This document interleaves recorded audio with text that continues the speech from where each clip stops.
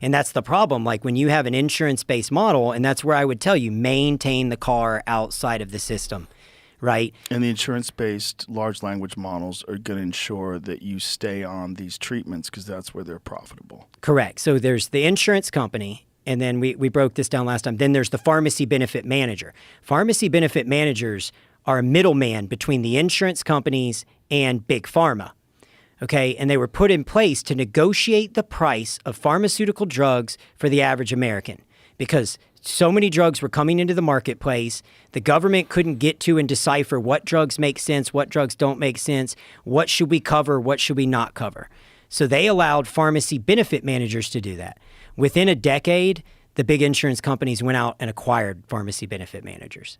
Within a decade from that date, the pharmacy benefit managers began to negotiate rebates to themselves, not discounts to the patient. Okay? So, yeah, that's where I was trying to go with this. When I talked about $244 million in fraud in the state of Ohio, how? Where's the fraud? And the answer is the margins are made in the mystery.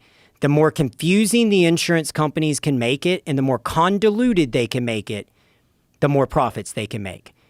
They have only a handful of levers they can pull to make money. So let's go over that. They can raise your copay.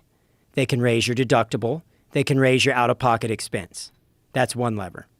They can drive down the price of a drug that they buy at a wholesale price point. They can mark up the coverage of your care for your employer. Okay? And then they tier price. The pharmacy benefit manager gives a tier pricing. That tier pricing is not based on what drug is best for you. It is based on what drug is best for their financials.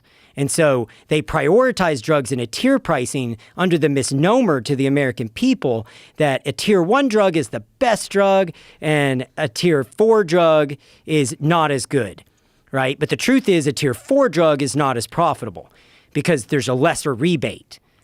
And so let's go back to the insulin example. The average price of this insulin is $381 is what the Senate Finance Committee found. $381 on, I can't remember if it's Sanofi, I think, was their price.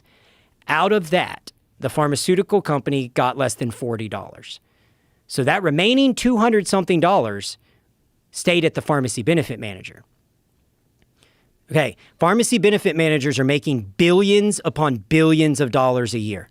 They decide what gets covered, what goes on your insurance plan, what your copay is, what your deductible is, and they can move any lever at any time. So examples, let's go back to GLP-1s, right? The weight loss diabetes medications.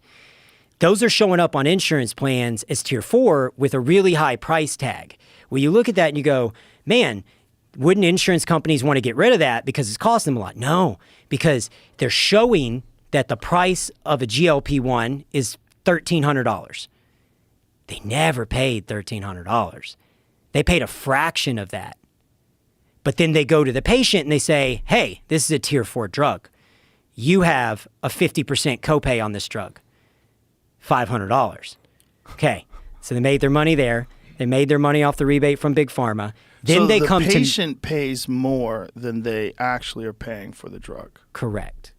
That is what happens on most drugs. And that's that is just why the I built a copay. compounding pharmacy. Yeah. And but even if they don't, let's say it's a drug that you think is covered.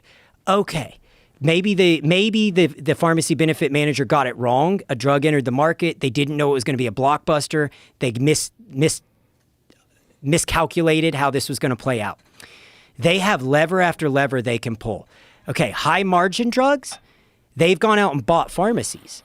So they own mail order pharmacies. And so what they'll do, like when I owned a pharmacy, Blue Cross Blue Shield, they literally said they owed me over $1 million for 1 month of shipping out drugs. I'd already shipped all the drugs to their patient.